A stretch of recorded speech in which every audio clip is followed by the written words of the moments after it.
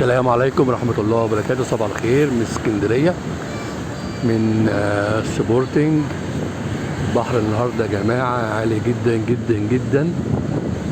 الموج شديد النهاردة يا شباب، طالع لحد الرصيف بره الموج.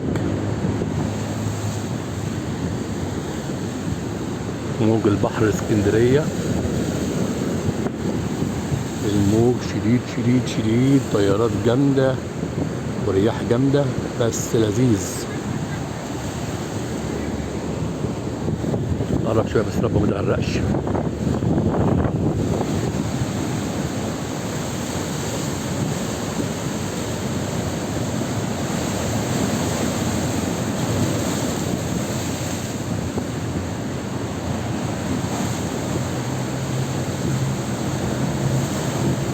هنا يا جماعة ما بين كليوباترا وسبورتنج. الحتة دي بصوا لما البحر بيهدى بيبقى فيها كده شط صغير كده، شط جميل اللي هنا الناس بتنزل فيه، بس الدنيا عالية النهاردة والمد جامد، عشان كده ايه شط مختفي يعني. الموج عامل ازاي؟ طلع لحد عندي اهو. موج البحر من اسكندرية، من سبورتنج كليوباترا اسكندرية يا شباب.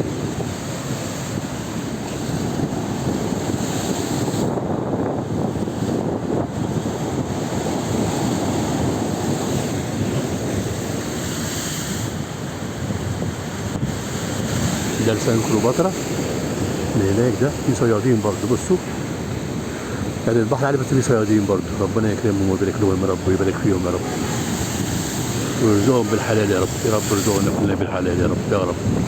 يا جماعه بقى الشير واللايك والاشتراك في القناه يا جماعه، نشير الفيديو لاصحابنا اللي بيحبوا البحر، ونعمل شير ونعمل لايك ونعمل اشتراك وسبسكرايب.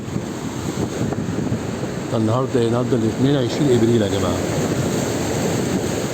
يا جماعه احنا فين؟ 22 ابريل 26 من ما بين كليوباترا وسبورتنج اسكندريه.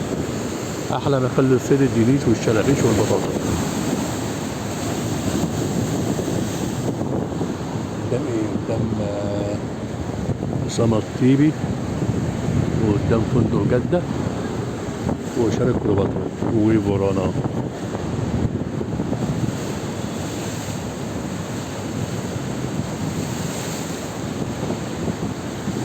طبعا البوكات دي خطر جدا، اللي ينزل هنا بيتزحلق مش هيقوم له قوامه يعني، عشان كده مش بنزل تحت في لما تكون متزحلقه كده عليها الريم البني دوت خطر جدا، فنخلي بالنا يعني ايه، نحترس يعني.